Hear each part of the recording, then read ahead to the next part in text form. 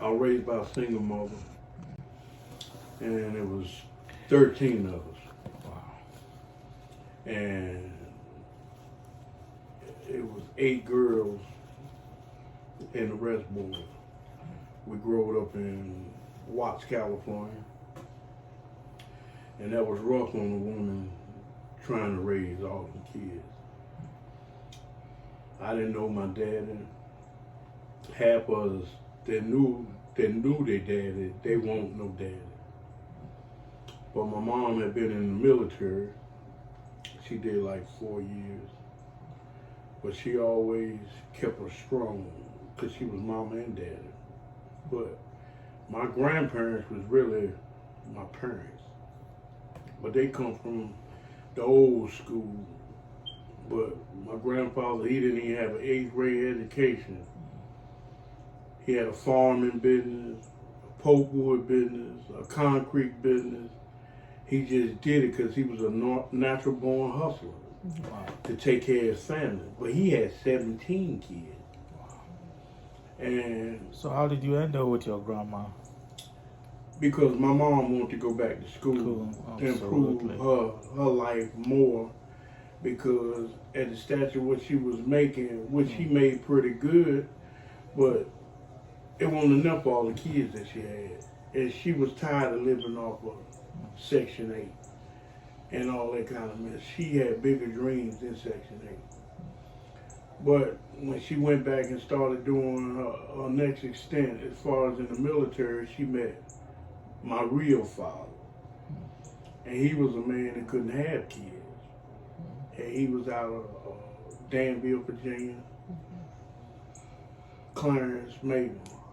He was a good guy, man. And he took this woman, and she had 9 kids. 9 kids. And he loved her as if she ain't had no kids.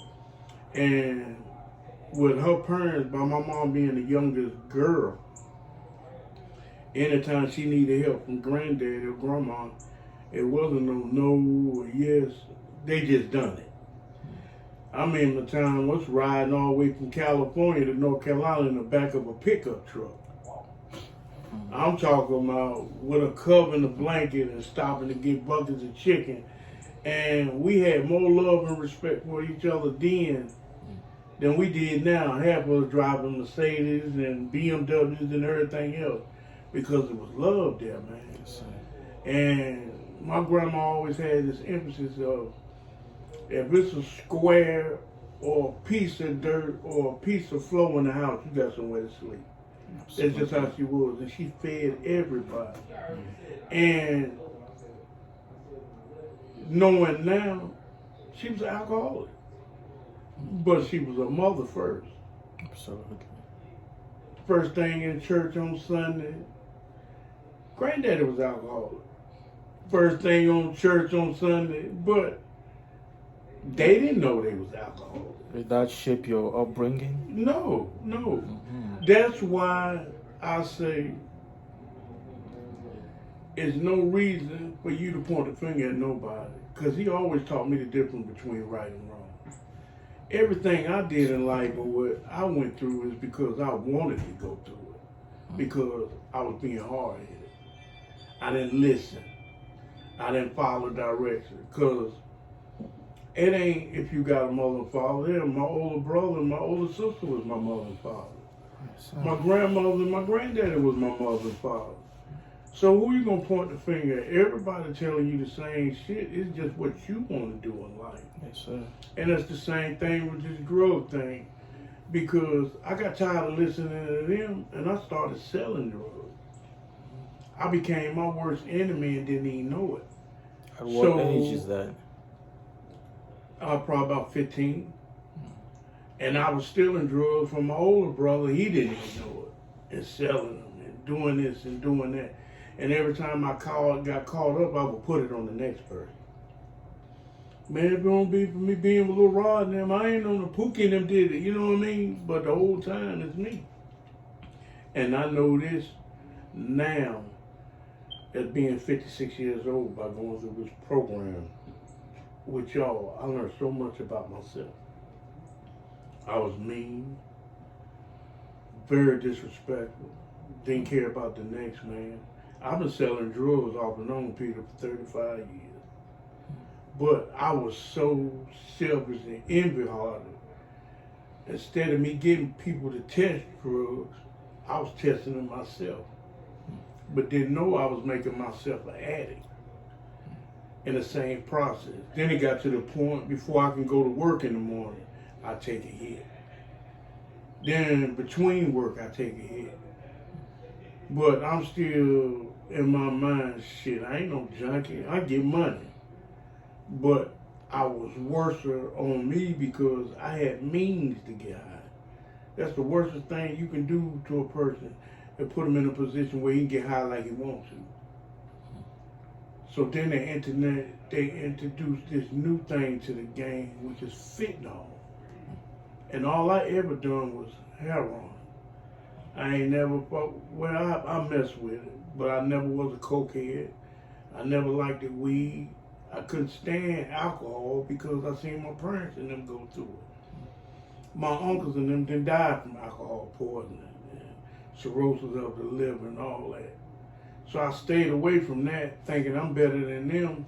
But the whole time, I had a problem way worse than them. I was dealing with heroin. I got hooked on heroin when I got really shot real bad. I was taking the pain pills, and it got to the point I was tricking the doctor to get more pain pills, and I started doing 7, 8 Percocets a day. Did you trade the pills? And I traded the pills for my own addiction of what I was selling. I was selling heroin. So my homeboy tell me, he said, man, why is you buying all them pills and you got what it takes to keep you straight? I said, what are you talking about? He said, all us habituates. So why is you buying all these damn Percocets when you got heroin in your damn self? I said, what are you talking about? So I looked it up, and all of it was the same shit. So I stopped doing the pills, and I started medicating myself. But in the process of medicating myself, the people I was dealing with from New York, Texas, California, and wherever else, how I done my thing, they was sneaking that fentanyl shit in there on me. By me thinking I know everything, I didn't know the difference between fentanyl and heroin. And you're dealing with a cartel right now. Yeah, because you buy so much of it, where if the dope ain't no good, you could take a little bit of the fentanyl and mix it with the dope, and it make the dope outstanding. And I couldn't never wonder, because a junkie girl told me one time, she said, L.A., you the only one in the street that keep a good package. And I said to myself, you got that right, because that's the way I rock. But it hit me consciously. How do I keep a good package? These guys out here got way more than what I got. How come I'm keeping a good package? And I told Pooka, I said, man, Pooka, something wrong. He said, what you mean? I said, think about it. Over the last 5, 6 years, we ain't never had no fucked up package. He said, we sure ain't, baby. You know what you're doing. I said, so what is it about me that I know that don't nobody else know? He said, I don't know what to tell you about that. So we started getting high. We ain't thinking about it. But now, due to the government busing people and people telling on the pipeline and everything else, this shit got more strenuous, where you could get 1 or 2 keys easily. It was hard getting a half a key. So they was mixing fentanyl more and more into the dope.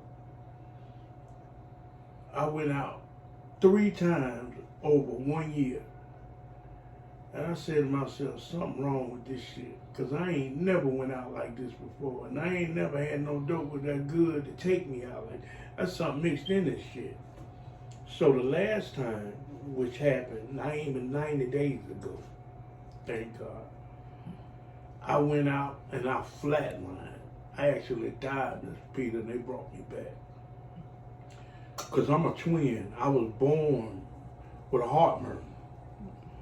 I'm a twin too. So the doctor took my blood. And when he took my blood, he come back to me. He said, Anthony, I'm going to tell you something. He said, what? He said, you might get mad with me, but I've been your doctor for a while. I'm just gonna be honest with you. And I said, what is that, Mr. Green? He said, you know you ain't doing heroin, right? I said, what are you talking about? I said, man, that's all I ever done. He said, look at this paperwork. I got the same paperwork in my bag. I had everything in my system but heroin. Fentanyl, Oxycontin, speed, everything. And you know, Mr. Peter, I've been selling that shit for almost 6 months and didn't even know it. And may God rest his hand on my soul. I don't know how many deaths or whatever I can be responsible for selling that shit. But people used to beg me for it. And I kept trying to figure out what the hell going on. And when I woke up in the hospital, there was a girl in there, black girl, I'll never forget her. She the one introduced me to this program. She's from Raleigh. And she was working at Duke Hospital. She said, Anthony, I know what you're doing. Because my brothers and them did it for years. But if you don't get some help now, you're going to end up dying. And I looked at her like, shit, you don't know what the hell going on. You know what I mean? I ain't trying to hear that. So how has this affected your kids in this process? That's what brought me really here. I went out in front of them. And I ain't never felt that embarrassed and that sad in my life. Because that's my most vulnerable state I ever been in my life, Mr. Peter. And I could see the look in their eyes.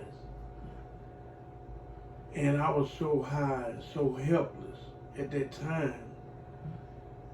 Like now, that's the only scary part of me going home is dealing with them one-on-one.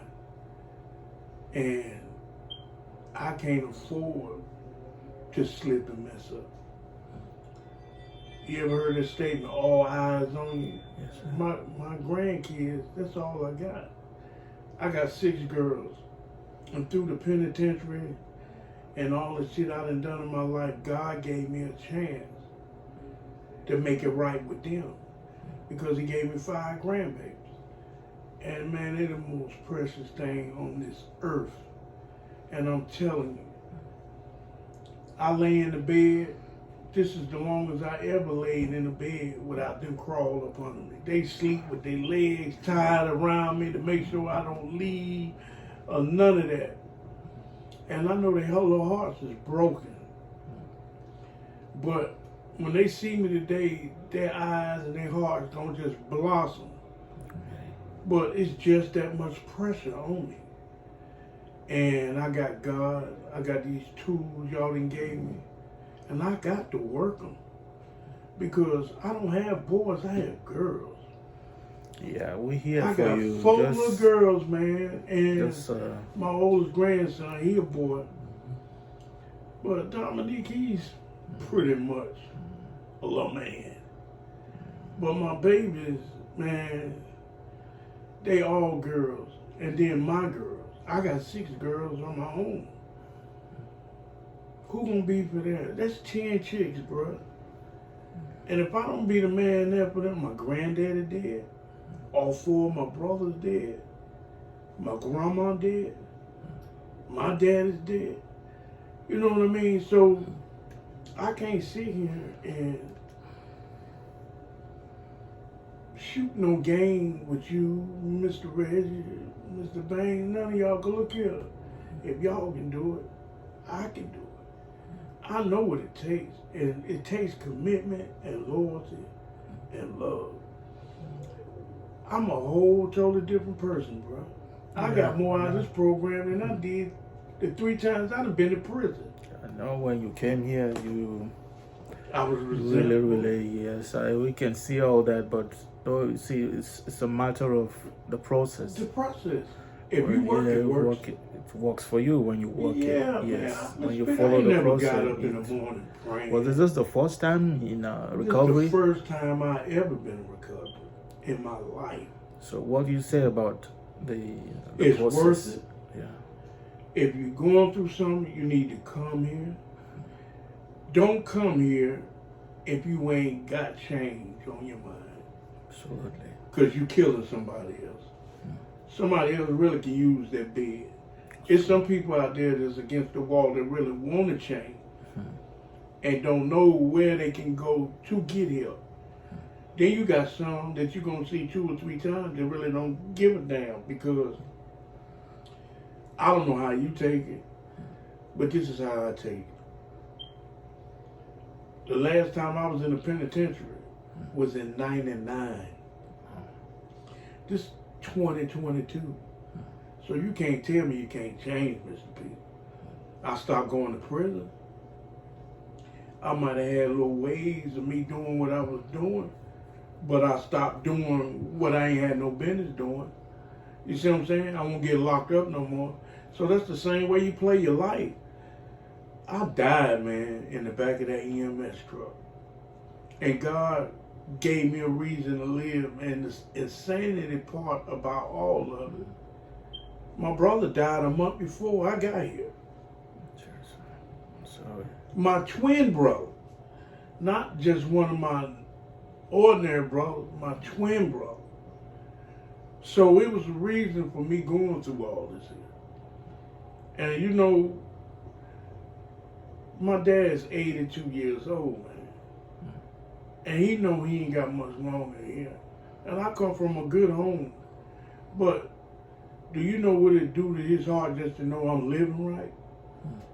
He know I'm going to take care of me. Just the point I'm living right.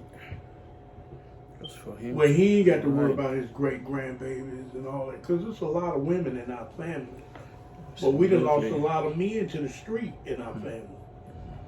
So, I mean, it's up to me. I mean, because when my dad and them go,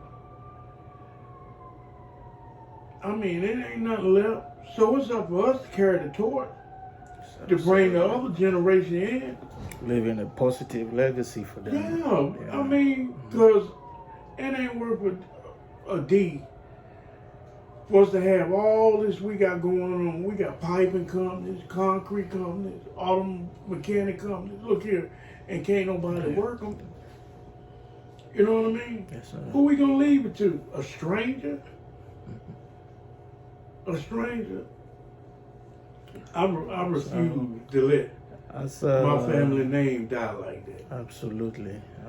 I'm going to the grave if I don't do nothing but try.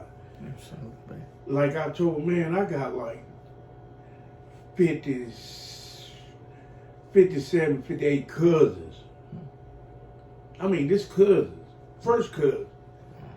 My mama got sisters that got 8, 9, 10, 14, 15 kids. My daddy got sisters that got 15, 13, 12, and 9 kids. Ain't nowhere in the world we supposed to be struggling in no aspect. My grandma been dead 15 years. All the property that we got in the family, we all part of escrow account where you got to pay at least $50 a month. Do you know we ain't never got behind in taxes? Never. So if we can make that work, we can't make all the rest of this work. Absolutely. But it takes 2, 3 years at the head to make this positive. Because I'm feeding a lot of people, whether you know it or not. Now I got to find another way of income to feed them. Because I can't go back there messing with that monster I was messing with, or I'll be back in the same situation. But who's to say God gonna keep his hands on me? I'm a very religious man. And want to assure you, with the resources here going further, you know, a lot of people take advantage of it, but a lot of people don't even want to know what the next step is. But I know of a fact that you're going through this process. And let me ask you a question. Did you go through the mental Dr. Seal? Yeah. And did he address any of your Yeah. trauma? Yeah. Talk to you about trauma? And when I get out, I'm going to get with a psychiatrist. Okay. Because a lot of stuff I got is mental. Because I felt like they left a lot of responsibility on me. Not only do I have my kids, I got my brother's kids. you know, my older sister kids, because you know, when you young and you see your aunt and your uncles and they always had something for you. Yes, sir. I gotta be the same way for my nieces and nephews. Cause if you be there, you just don't know what them $20, them $40, them $50 might mean into their eyes. But you keep that light in their eyes, where they want to do right because they know their uncle home, or your daughter know, well, my daddy home now. I ain't worried about that, and they don't worry about it. Absolutely. I got $71,000 when I got shot. I was broke in 1 year, and I don't regret now dime that I spent because I gave it all to my kids. I was buying, Mr. Peter, I paying damn near $600 a month in insurance because that's how many what they call inexperienced drivers I had. Because, you know, if you're under 25 and they ain't never drove before, insurance is sky high. Absolutely. So I hit them in the head. I said, look, y'all ain't come from no golden spoon. Now, I done got you the vehicle. You need a job. Absolutely. Never had a problem. Them girls went to working, fast food, anywhere. You think about it. A man in the penitentiary for 20 years selling drugs. He could have worked at McDonald's and had the same success that he done had sitting there doing 20 years. Hell, when you get in there, they work the shit out of you for 40 cents or $1 a day. See, my experience go farther than the drug experience, but not knowing that I was an addict, all that fit in together. It took y'all to show me this is why I was going through this shit. Because I had mental problems. Because I had emotional problems. And I was an addict and didn't know I was an addict. Because, you know, it comes to a point where, like Mr. Reggie, you were saying this morning about sometimes things ain't formality. You got to switch it up. Yes, sir. You just can't get up every morning and just put your pants on and you going to work. It's something you got to do differently. Absolutely. You know, I mean, I was that guy in my neighborhood that was conscious enough where I might see Miss Alberta on the porch. How you doing today, baby? How's you doing, Anthony? I said, I'm doing all right. Yeah. Because she know I'm the little alligator in the neighborhood.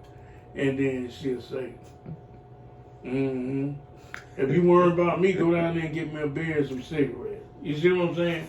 And I'll send somebody to get her some beer and some cigarettes. Then I come around the corner, Mr. Peter, and I tell her, I say, you all right now? Yeah, I'm all right. You have a good day. But that made joy in my heart. Okay. I was doing wrong, but I always try to do right. Yeah. But my mama told me yesterday on the phone, I got real with her. We ain't talked like this in a long time. And she said, baby, look here, what you went through made you the man that you are today. So pick up your pieces. It's all right for you to be afraid and scared, because I shared that, and I am a little afraid. And it ain't that I'm afraid of what I'm going through. I'm afraid of me falling back into that same coma. My mama said, look here, you look at them girls and look at the joy in their hearts and in their eyes, and you roll with that. Because if you do right by them, you'll be right in God's eye. You'll be all right, Anthony. Absolutely.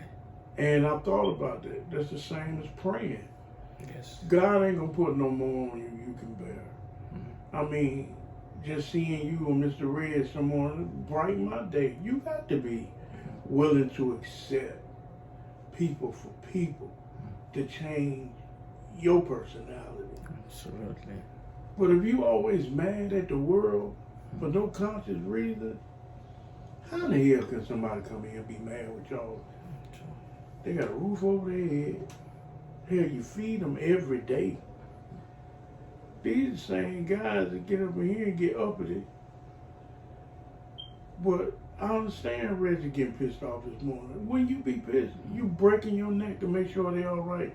And you sit back looking at the ones that's like saying in so many words, fuck it. And like he said, maybe this place ain't made for you. Absolutely. If you ain't willing to humble yourself, Mr. Peter, they in the way. You know they say birds of a flock together. So That's friendly. true. But look, one bad apple can Yes, spoil a one bunch. lunch. That's true. You know what I mean? What you shared today went over their heads. Only the ones that really were working on themselves understood what you were talking about. Yes, sir. That's a hell of a statement when you say, you know, anger ain't got no place where love is. Absolutely. Come on now, Mr. P. You can't get no more 100 than that. You know what you're saying? You humbling everything in your existence to be right. And if you're trying to be right, where you going to be wrong at? Yeah. That's why I know. Because the world ain't easy. Mm. There's going to be some time you pick your bills Yes, sir. up and you can't pay your bills like you want Absolutely. to. So what you going to do then? Go get high? Mm-hmm. If you go get high, there's more money taken from your bills. So how you going to work that problem? So you got experience right there. Yeah, I really appreciate your time and the confidence you came in here, going out. And I know you're a better person for it. And it's rightly said, when you look at the eyes of those kids, let it light up your spirit. Yeah. Let it motivate you and move you to that expectation that you'll be there for them always. Always. Yes, and we'll be here for you anytime. That's You're right. just a phone call away. Because that's Just a the phone point call I'm making. away. Like Yes, I told Reggie today, don't get mad because I might just up and call you. Yes, sir. The And phone there call might be a away. time in my life right then where I might need to hear Yes. something expiring Yes, sir. from somebody. Or just hearing your voice might take me back here Yes, sir. and to straighten out my situation right then. Absolutely. Because, you know, that blacktop don't change for nobody. Absolutely. The same niggas I hung with, Mm-hmm. excuse me for calling them that. That's, When I was out there, they gonna be out there when I get there this evening. okay. And you know, I'm gonna show you how the devil works. And now one of them sent me a penny since I've been here. Not that I needed it, Yeah, but they gonna offer me the world this evening absolutely. But just go there. because I don't pick no beer up Yeah. or I don't get high with them. Man, what's wrong Yes, with you? just go there with love. That's all Yeah. you owe them. And you know, I'm just looking them Just straight in the love face. them. You know what, Love bro? them. That ain't me today, man. Yeah, But you know, just love them, you my man. brother. I love you. And move on. Yeah. I said, man, let me Because get up in here with my girl. those you don't have business with, just cut off. Mhm. Absolutely. You know, like So let Mr. it be Banks like said, that, you yeah. keep messing with that barbershop, what's Yes, gonna sir. happen? You gonna get a haircut. Cut. Thanks for your time, sir. Appreciate Thank you, man. I appreciate your time. I got a meeting from the doctor for Peter. I'm gonna tell Thank you, you, man.